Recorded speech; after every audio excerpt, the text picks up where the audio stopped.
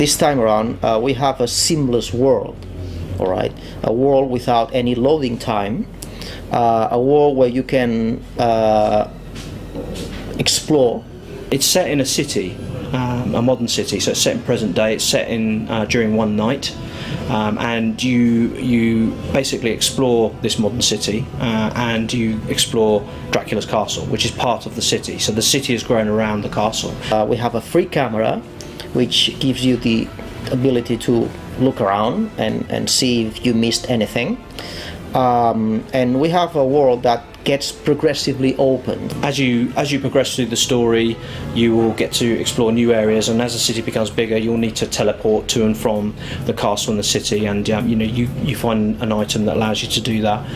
And at the end, the whole world becomes connected. This is a modern city that we haven't seen before in a video game, so we're not going to drop Dracula in the middle of Times Square and sort of have him fumble around in New York or anything like that. This is a city very much that fits the Castlevania universe. Gothic design. It's very much like a regular European city like Madrid or even Cologne, where you have kind of old and new together.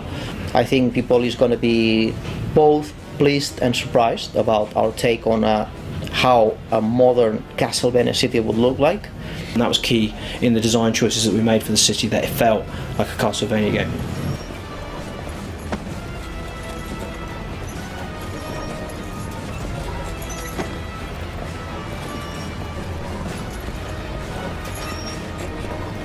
We wanted there to be a lot of variety in the environments, so it felt like it was different in everywhere that you went. Every time you turned a corner there was something new to see, something exciting to see, different lighting, different elements, huge vistas, really cool architecture, statues, that kind of stuff.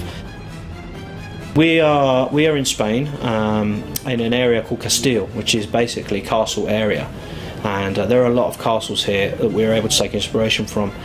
And of course, Hungary and Eastern Europe and that kind of architecture has very much played into this as well. Transylvania, Wallachia, those kind of areas that are referenced in the game. Many of the design choices that we took are taken directly from real buildings and real architecture. We loved New York buildings, neoclassic buildings, and we thought that they were very, very suited for a Castlevania city. I think one of the cool things about Castlevania in general, and certainly about Lords of Shadow, was having the enemies and the variety of enemies that you had. So I think there's lots of very unique boss battles in the game.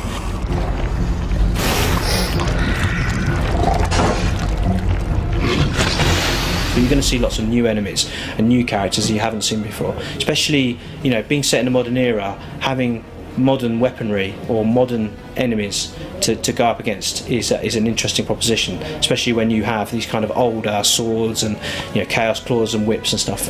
Fighting modern weaponry is something I think that's going to be really exciting.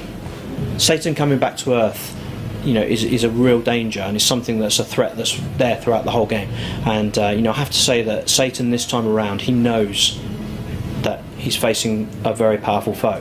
So he's ready. When he comes back, he's ready. And it's a very different Satan to the one that we saw at the end of Lords of Shadow 1.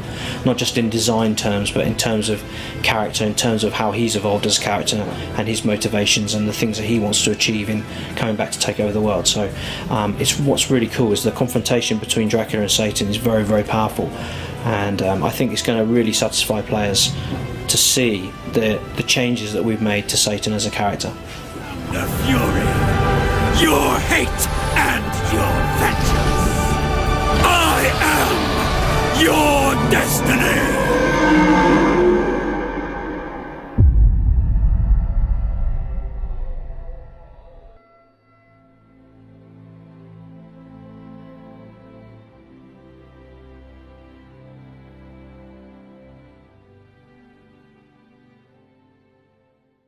Konami.